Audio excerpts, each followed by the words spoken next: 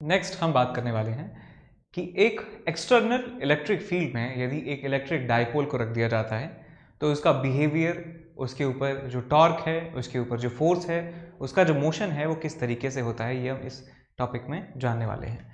तो यहाँ पे हेडिंग हम लिखेंगे कि डाइपोल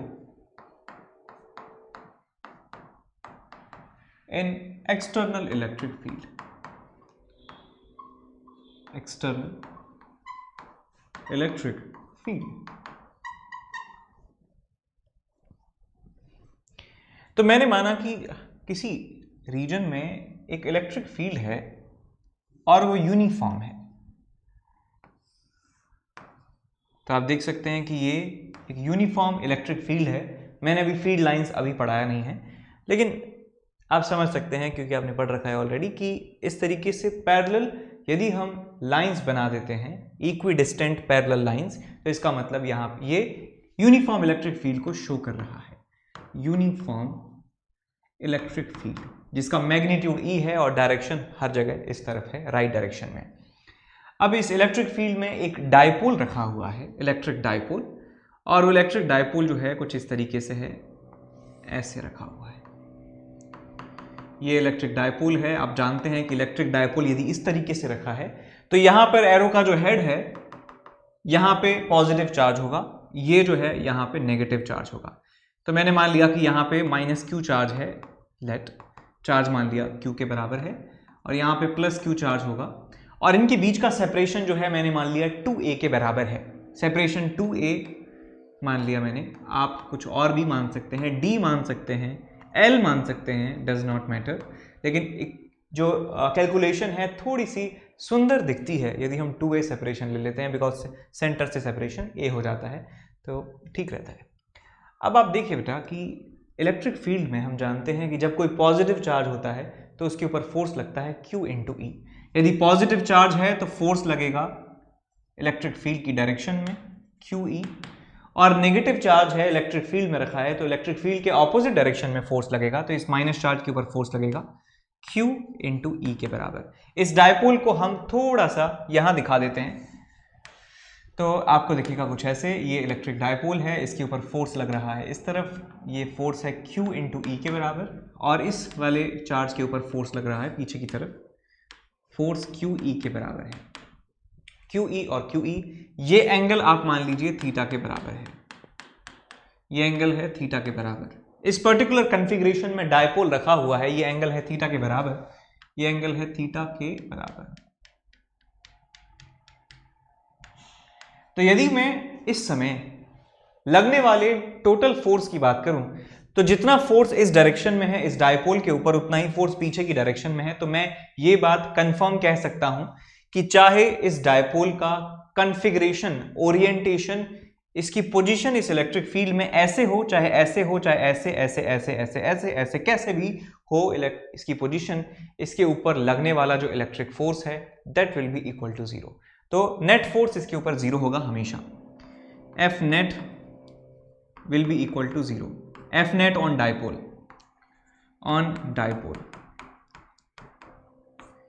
फोर्स होगा 0, इसका मतलब इसका एक्सेलरेशन होगा 0, इसकी वेलोसिटी में कोई भी चेंज आपको नहीं देखने को मिलेगा।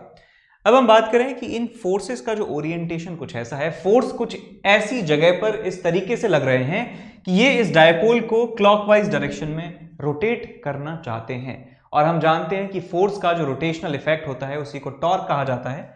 तो मैं इनका टॉर्क निकाल सकता हूं, तो यहां पे मैं लिख सकता हूं कि ऑन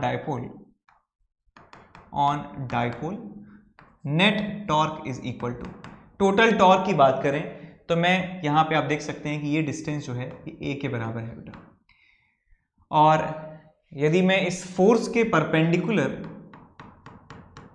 इस डिस्टेंस का कंपोनेंट देखना चाहता हूं तो आपको मिल जाएगा a sin थीटा के बराबर।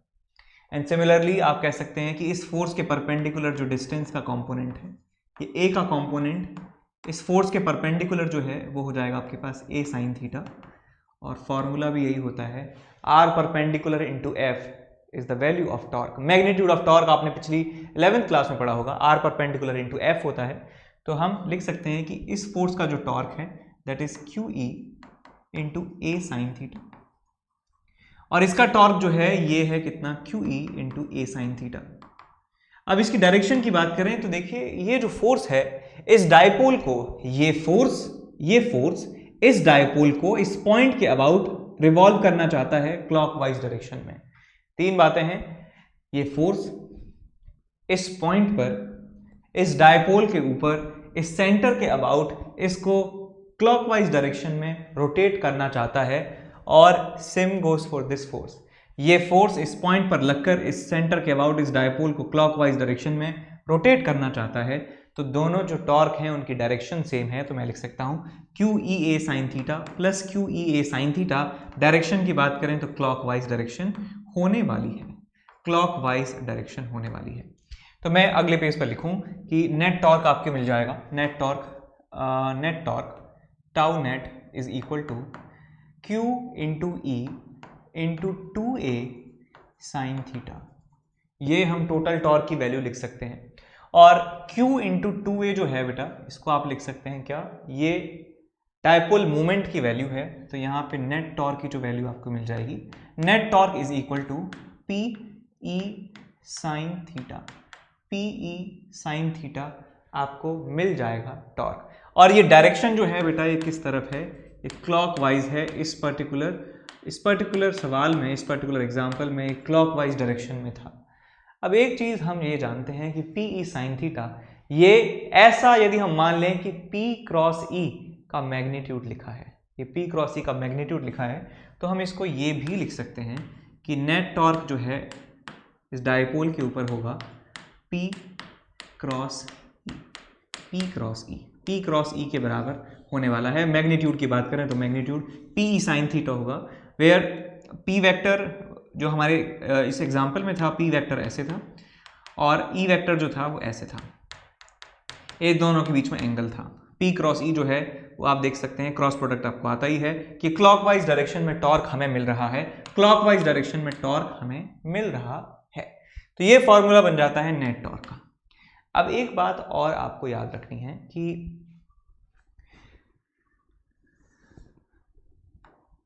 एग्जाम्पल नंबर 1, वो मैं कुछ एग्जाम्पल्स लूंगा और उन एग्जाम्पल से हम कंक्लूजन निकालेंगे।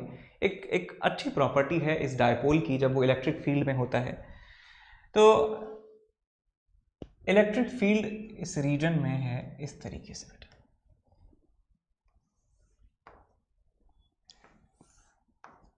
इस तरीके से इलेक्ट्रिक फील्ड है।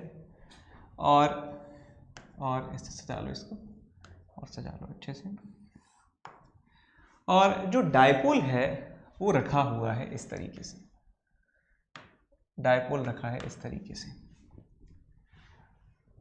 एग्जाम्पल नंबर 2 में जो डायपोल है वो रखा हुआ है ऐसे।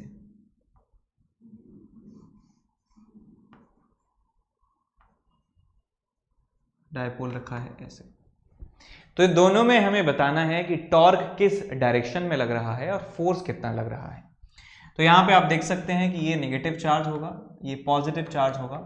पॉजिटिव चार्ज पर फोर्स जो है वो इधर लगेगा QE के बराबर, नेगेटिव चार्ज पर फोर्स लगेगा QE के बराबर। और यहाँ पे देख सकते हैं कि ये फोर्सेस जो हैं इस तरीके से लग रहे हैं, इनका टॉर्क कोई भी नहीं है। तो यहाँ मैं लिख सकता हूँ कि टाउ इज इक्वल टू 0 और नेट फोर्स जो है वो भी कितना है, 0 के बराबर है। टॉर्क 0 है, फोर्स 0 है। फॉर्मूले से भी बता सकते हैं कि टॉर्क का फॉर्मूला होता है PE साइन थीटा। यहाँ पे जो P वेक्टर है और E वेक्टर जो है, P वेक्टर भी इस तरफ है और E वेक्टर भी इस तरफ है, दोनों के बीच में 0 डिग्री का एंगल है, तो टॉर्क तो 0 होना ही था। फॉर्मूले का यहाँ पे हमने वेरीफाई करके आपको दिखा दिया। फोर्स हम जानते हैं 0 होता है, यदि यूनिफॉर्म फील्ड में यदि डायपोल रखा है तो फोर्स 0 होना ही है। अब यहाँ पे देखिए, यदि डायपोल ऐसे रखा है तो इस पॉजिटिव चार्ज के ऊपर फोर्स लगेगा QE के बराबर ऐसे, और इस नेगेटिव चार्ज पर फोर्स लगेगा QE के बराबर इस तरीके से। अब ये आप देख सकते हैं कि फोर्स की वैल्यू अभी 0 है, फोर्स की वैल्यू 0 है। और टॉर्क की वैल्यू बताइए कितनी होगी, टॉर्क की वैल्यू तो इस फॉर्मूले में रख सकते हैं वैल्यू PE sin 90। यहाँ पे P वेक्टर ऐसे है और E वेक्टर ऐसे है, P वेक्टर ऐसे, E वेक्टर ऐसे, दोनों के बीच में एंगल 90 डिग्री के बराबर है। तो यहाँ पे मैं लिख सकता हूँ tau is equal to PE, tau is equal to PE। और यही इसकी मैक्सिमम वैल्यू है, यही टॉर्क की मैक्सिमम वैल्यू है यहाँ पर। और ये टॉर्क की डायरेक्शन की बात करें तो टॉर्क की जो डायरेक्शन है वो क्लॉकवाइज डायरेक्शन में टॉर्क है। ये जो फोर्सेस हैं, ये जो कपल ऑफ फोर्स है, ये इसको क्लॉकवाइज डायरेक्शन में कोशिश कर रहा है, तो कह सकते हैं टॉर्क इसका क्लॉकवाइज डायरेक्शन में होगा। टॉर्क की वैल्यू मैक्सिमम वैल्यू के बराबर होगी, that is equal to P E. P E sine theta, इस एक्सप्रेशन में मैक्सिमम वैल्यू निकालने के लिए साइन थीटा की वैल्यू मैक्सिमम कर देंगे तो पीई जो है वो मैक्सिमम वैल्यू टॉर्क की आपको मिल जाएगी। एक सिचुएशन ये होगी। तीसरी सिचुएशन देखिए एग्जांपल नंबर 3 में। एग्जांपल नंबर 3 में इलेक्ट्रिक फील्ड है ऐसे,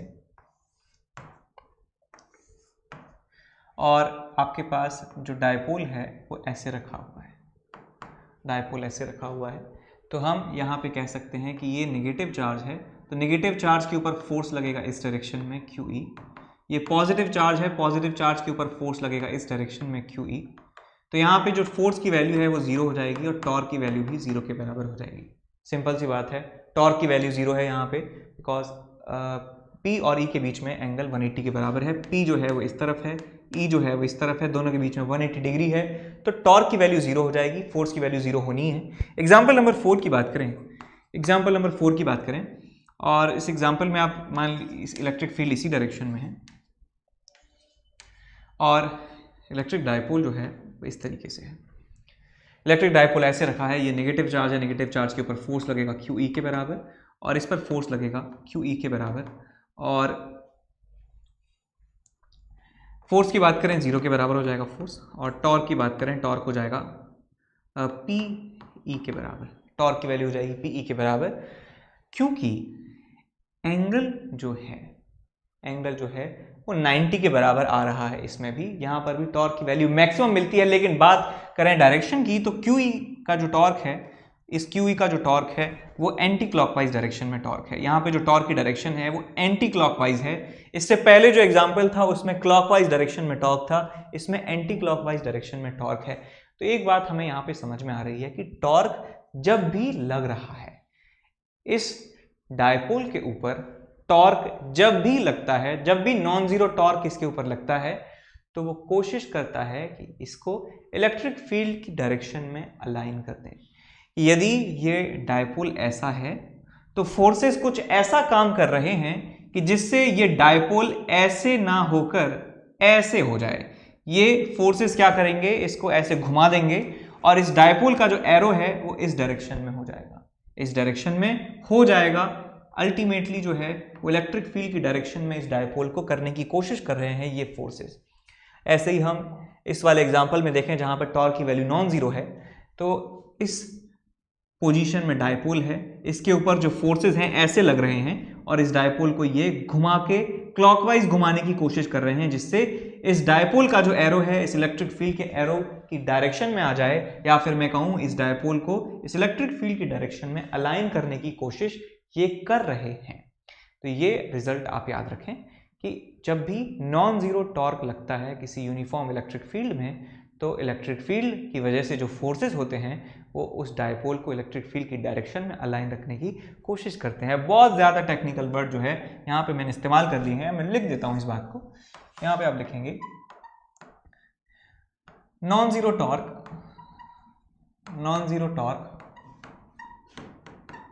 ट्राई टू अलाइन, ट्राई जरूरी नहीं कर ही दें हर बार, try to align the dipole in the direction of electric field, uniform electric field। ये रिजल्ट आप याद रख सकते हैं। इससे हम प्रेडिक्ट कर सकते हैं कि डायपोल कैसे भी रखा हो तो वो अल्टीमेटली किस डायरेक्शन में आ जाएगा। ठीक है, आगे चलते हैं।